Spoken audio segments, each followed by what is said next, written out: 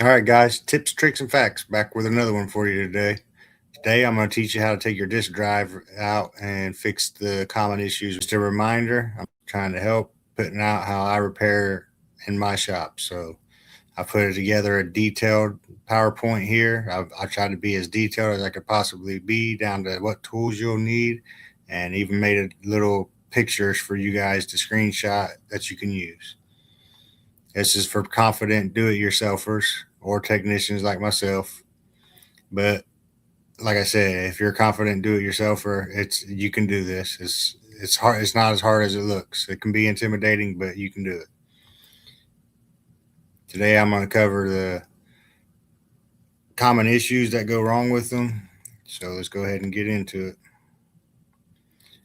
You're going to need a T9, a T10, some kind of prying tool, some tweezers, some rubbing alcohol, and if you have a small container, or you can get cups, little cups, and label step 1, step 2, step 3, and put the screws in there so you don't mix them up.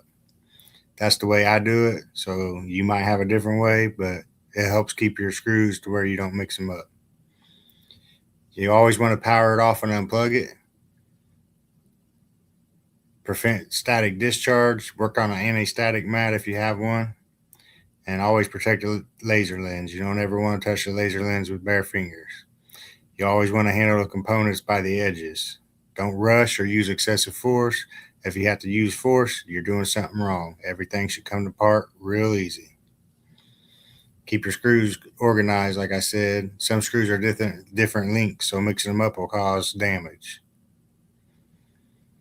First step you're going to do is remove the disk drive from the console.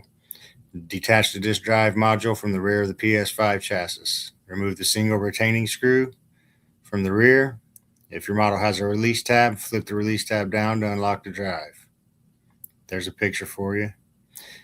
Then you're going to slide the drive out along its rail using the release tab. Grip the drive by the sides and slide it straight out along the rail until it's completely free from the console. Set the drive on an anti-static mat if you have one. Place the drive on there and keep it labeled side up. Keep the area free from dust and keep it clean, away from dust and debris.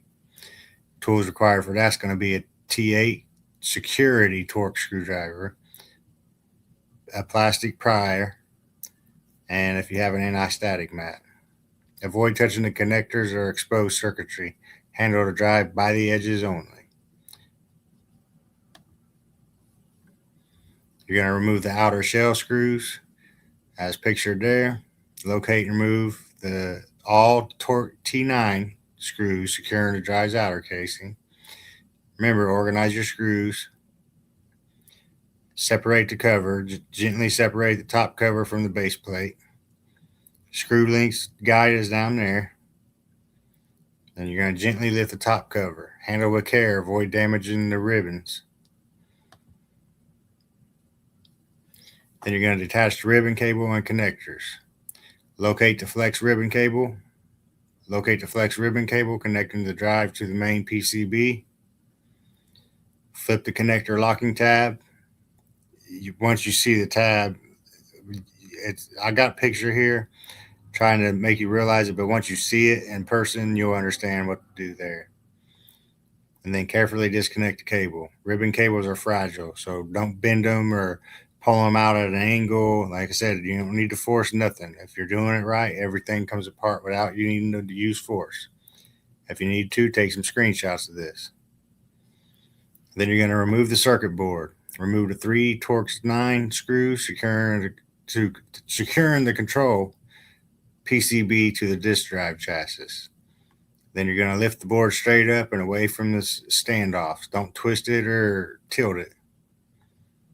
Inspect the board for burnt components, corrosion, or loose solder joints.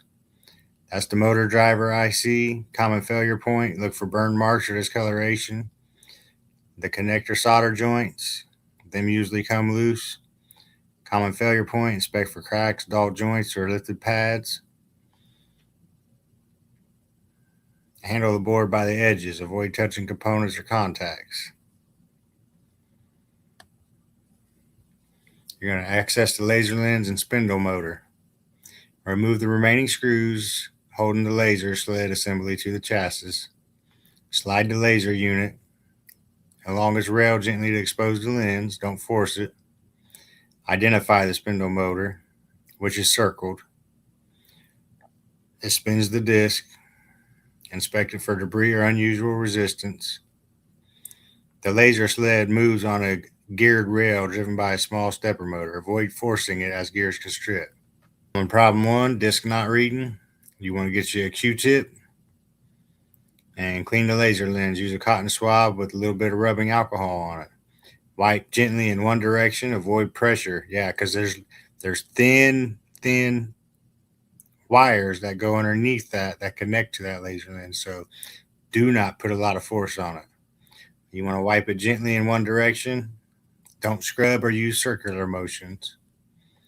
And check for dust or hair in the laser rail. Remove any visible dust or hair using a dry swab or air blower. So if you got a can of computer duster, there's a picture for you. Take a screenshot if you need to. This is usually the problem with it, disc not reading. And a laser, the disc you buy to put in, them don't clean it the way you can clean it with alcohol and a Q-tip. It's the same on all systems pretty much. The disc won't eject or load. You want to inspect. Usually that's just the rubber band. The comes loose and worn out. Inspect the eject motor and gear train. Check the gears for stripped, cracked, or missing teeth. Pictures there for you. Check the drive belt, gear alignment. I mean, before I had my shop, I used to use rubber bands if the belt was broke. And the rubber bands worked just fine. Now I've moved up and I got a shop. I can actually buy the actual belts. But you want to check the drive belt. Ensure the belt's seated properly and the gears are aligned and engaged. Like if it's not ejecting or anything like that, I guarantee when you take it off, you'll see that the drive belt is loose or broke. You want to clean and relubricate the gears, remove old grease and debris, apply a small amount of light machine grease to the gear teeth and moving points. Then you're going to clean and relubricate the gears. So you get your Q-tip, remove the old grease, clean the debris, and then apply a light thing machine grease. Tiny amount. You don't need to overdo it to where it's dripping and sliding off onto all the other parts. Common problem 3, loud grinding or clicking noise. Grinding noises often stem from misaligned rails or a loose spindle motor bracket. Ensure the disk drive is powered off and unplugged before you inspect it. Again, handle the components carefully. The laser and cables are fragile, real fragile. I'm telling you, the laser itself is really fragile. Inspect the spindle motor mount for looseness. Check the spindle motor bracket screws and mounting points. If it's loose, tighten them up. Check for a warped or cracked disc tray clamp. You want to inspect the clamp for cracks, warping, uneven pressure. There's an example of a good one and a bad one. And then you're going to realign the laser sled rail if it appears skewed. Ensure the laser sled moves smoothly and the rail is parallel. Rail should be parallel and level. Gently adjust the rail position and then test sled movement by hand. Another common problem is the drive not detected by the console. That can be caused by a loose or damaged ribbon connection, and that's the number one cause for the drive not being detected. You want to reseat the ribbon cable connector fully and check for bent pins. And there's an example of what a bent pin would look like and what it should look like. Flip up the locking bar on the connector, insert the ribbon cable straight in until fully seated, and then close the locking bar to secure. Inspect the pins again. Make sure that there is no bent pins. Then you're going to inspect the PCB for physical damage or blown fuses. You want to look for cracked solder joints, burn marks, damaged components, corrosion or liquid residue.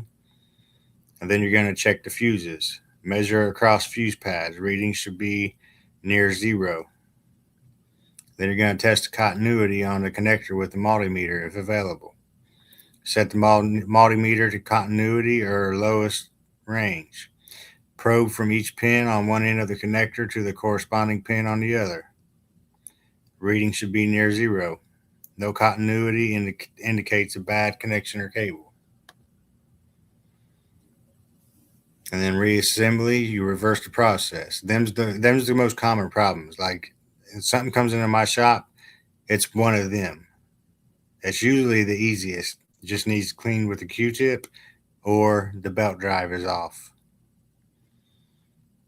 or the motor's loose.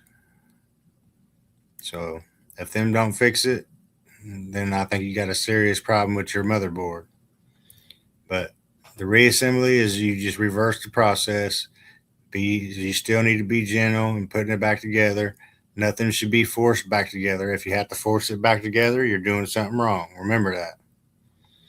You want to reinstall the PCB, then reconnect the ribbon. You don't want to do it backwards. Put it on and then reconnect the ribbon. Close the locking tab. Make sure you close them locking tabs. You'll see what it is when you get in there. It's self-explanatory once you get to that part. Then you're going to reattach the laser sled and outer shell. Fit the outer shell over the assembly and use the correct screw lengths. Recommended tools are up there. The T9, the plastic pry, and then some tweezers.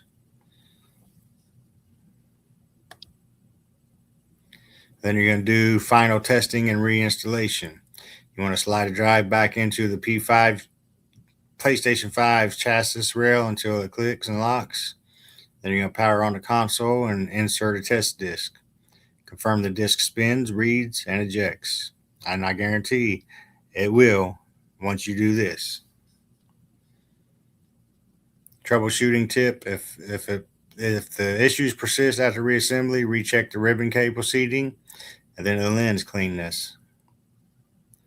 Remember, avoid touching the lens and keep the area free of dust.